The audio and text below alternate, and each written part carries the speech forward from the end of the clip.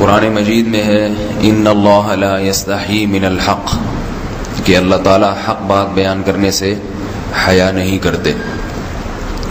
حدیث میں بھی بعض ایسے مسائل کو اللہ کے رسول نے بیان کیا ہے صلی اللہ علیہ وسلم نے جو بظاہر حیا کے خلاف ہیں، مگر اس لیے بیان کیا کہ اگر آپ صلی اللہ علیہ وسلم بیان نہ کرتے تو لوگ ان بے شرمی کے کاموں میں مبتلا ہو جاتے۔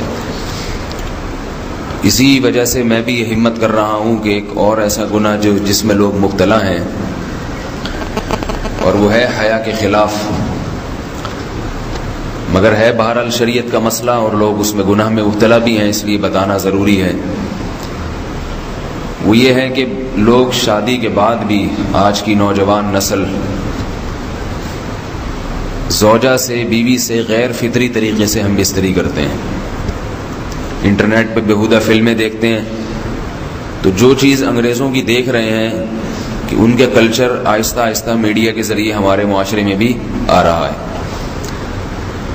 اللہ کے رسول صلی اللہ علیہ وسلم نے لعنت فرمائی ہے، ایک روایت میں ہے کہ اللہ اس کی طرف دیکھے گا نہیں کہ جو اپنی زوجہ سے پچھلے راستے سے ہم بستری کرے گا۔ یہ بیماری بھی، یہ گندگی بھی لوگوں میں پھیلتی جا رہی ہے، خاص طور پہ جن کو لڑکوں سے بدفعلی کی عادت پڑ جائے تو وہ زوجہ سے فطری راستے سے ہم بستری نہیں کرتے۔ اللہ نے فرمایا کہ نساؤکم حرث لکم، یہ تمہاری زوجات ہیں، بیویاں ہیں، یہ نسل بڑھانے کے لیے ہیں۔ تو اسی راستے میں انسان اپنی خواہش کو پوری کر سکتا ہے جس راستے سے نسل بڑھتی ہے، اس کے علاوہ کسی اور راستے سے اپنی خواہش کو پورا کرنا یہ حرام ہے، گناہ کبیرہ ہے، گندگی ہے۔ ہمارے پاس کیسز آتے ہیں، ایک پاک دامن لڑکی کی شادی ہوتی ہے، لڑکا بھی بظاہر بڑا نیک، لیکن کیا ہے، لڑکا چونکہ ٹھرکی ہوتا ہے، شہوت کا درندہ ہوتا ہے، تو وہ یہ نہیں دیکھتا کہ میں اپنی بری خواہش مٹانے کے لیے میں اپنی زوجہ کو غیر فطری طریقے پر مجبور کیسے کر سکتا ہوں، تو مجبور کرتا ہے پھر اپنی بیوی کو۔ اس میں جو عورتیں زیادہ پاک دامن نہیں ہوں، نیک نہ ہوں، یا ان کو یہ ڈر ہو کہ طلاق ہو گئی تو ہم کہاں جائیں گے، وہ پھر اپنے شوہر کے ساتھ اسی غیر فطری طریقے پر آمادہ ہو جاتی ہیں، اور اس کا عذاب اور اس کا وبال یہ ہوتا ہے کہ کچھ دنوں میں ان کو بھی اسی کی لت پڑ جاتی ہے۔ انسان جب بھی کوئی غیر فطری راستہ اختیار کرتا ہے، آخرت کا عذاب تو بعد میں، دنیا کا عذاب یہ آتا ہے کہ پھر اس کو لذت فطرت میں آتی نہیں ہے، پھر جو راستہ اللہ نے رکھا اس میں اس کو لذت نہیں آئے گی، پھر وہ گندگی میں ہی گھسنے کی کوشش کرے گا، اس کی بھی فطرت خراب ہو جاتی ہے، اور جس کے ساتھ یہ بدفعلی کی جائے اس کی بھی فطرت خراب ہو جاتی ہے، وہ بھی پھر کسی کے قابل نہیں رہتے۔ تو اپنے جان پر رحم کرنا چاہیے۔ ہم انسان ہیں، ہم درندے نہیں ہیں، ہم گھوڑے نہیں ہیں، ہم گدھے نہیں ہیں، ہم جانور نہیں ہیں، ہم انگریز نہیں ہیں۔ انگریز نے تو حیا اور شرم کی تمام حدود کو توڑ دیا ہے، وہ تو درندے بن چکے ہیں۔ ہم تو درندے نہیں ہیں، ہم تو حلال کھاتے ہیں، پاک صاف رہنے کی کوشش کرتے ہیں، تو ہم ان کی جو کلچر دیکھ دیکھ کے ہم ویسے درندے بننے کی کوشش کیوں کریں؟ تو یہ بہت بڑا وبال ہے، بہت بڑی برائی ہے جو ہمارے معاشرے میں آہستہ آہستہ جڑ پکڑتی جا رہی ہے، اور اس سے بیماریاں بھی پھیلتی ہیں۔ غیر فطری طریقہ ہے، بیماریاں بھی پھیلتی ہیں۔ ایسے کیسز آتے ہیں کہ جناب وہ مرد مجبور کر رہا ہے بیوی کو، اور وہ بیوی جو ہے ساتھ نہیں دیتی تو پھر اس کو طلاق کی دھمکیاں دیتے ہیں۔ ایسے کیسز بھی آتے ہیں، اور یہ بھی آتا ہے کہ مرد جب اپنی بیوی کو غیر فطری طریقے پر مجبور کرتا ہے، بیوی آمادہ نہیں ہوتی، تو مرد پھر یہ دھمکی دیتا ہے کہ بھائی میری خواہش تو تم سے پوری ہوتی نہیں ہے، پھر میں دوسروں کے پاس جاؤں گا۔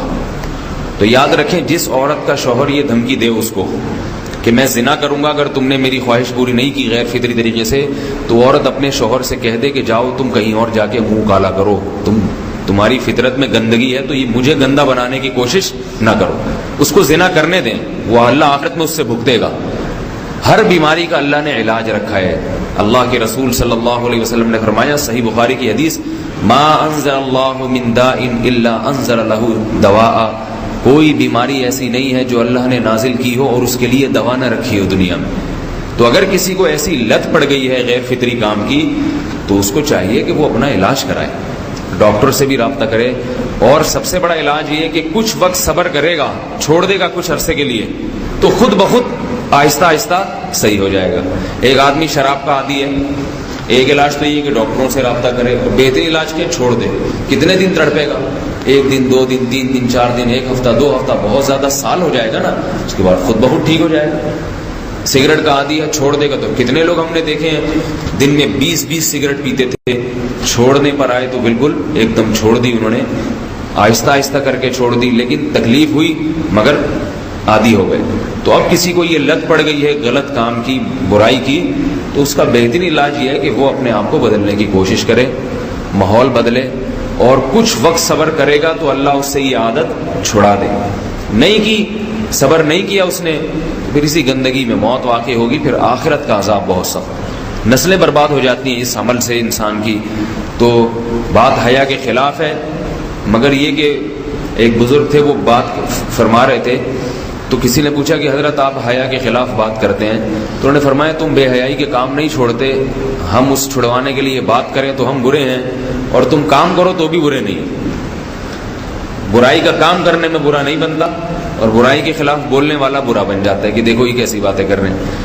تو بھائی باتیں ہیں اس لیے ہیں کہ یہ معاشرے میں یہ برائی پھیلتی چلی جا رہی ہے، اور یہ ہماری اپنا کلچر نہیں ہے، یہ امپورٹ ہو رہا ہے باہر سے، یہ امپورٹ ہو رہا ہے، یہ وہاں میڈیا کے ذریعے آ رہا ہے۔ تو وہ چیزیں دیکھا نہ کریں اور ان لوگوں سے دور رہا کریں۔ ہمیں تو دین کا داعی ہو کے ان کو ہدایت پر لانا تھا، بجائے ہم ہدایت پہ چل کے دوسروں کو چلانے والے بن کے ان کے راستے پہ ہم نے چلنا شروع کر دیا۔ اللہ تعالیٰ ہمیں اب دیکھیں ان کے ہاں ایڈز کا مرض پھیل گیا ہے۔ آپ بتائیے یہ ایڈز کا مرض ہمارا ہے کیا؟ یہ بیماری ہماری ہے یا ان کی ہے؟ ہمارے ہاں بیماریاں ہیں، کھانسی ہے، نزلہ ہے، ٹھیک ہے نا، بلڈ پریشر ہے، شوگر ہے، یہ بیماریاں ہماری ہیں۔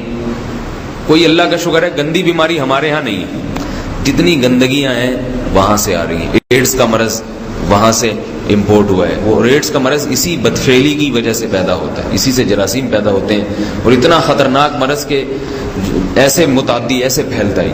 افغانستان میں ایڈز کا ریشو 0 تھا، 0۔ وہ جانتے نہیں تھے کہ ایڈز کا مرض ہوتا کیا ہے۔ جب سے امریکن آرمی، برطانیہ آرمی افغانستان میں آئی ہے، فوجی آئے ہیں، افغانوں میں ایڈز کا مرض پھیل گیا ہے، انہوں نے وہاں بدفعلیاں شروع کر دی ہیں۔ تو وہ تو حالانکہ ان کے لیے زنا کتنا سستا ہے، کتنا سستا ہے نا ان کے لیے زنا، پھر بھی وہ لڑکوں کی طرف مائل ہوتے ہیں۔ تو اتنی گندگی، ایسا گندا جب انسان بن جائے پھر اللہ اس کے وجود کو برقرار نہیں رکھتے، اور رکھتے ہیں تو پھر آخرت میں سزا دینے کے لیے اپنے آپ کو ان گندگیوں سے بچانا چاہیے، حلال پہ اکتفا کرنا چاہیے۔ اللہ تعالیٰ ہمیں حلال پہ قناعت کی توفیق عطا فرمائے اور پاکیزہ لوگوں میں ہمارا شمار فرمائے۔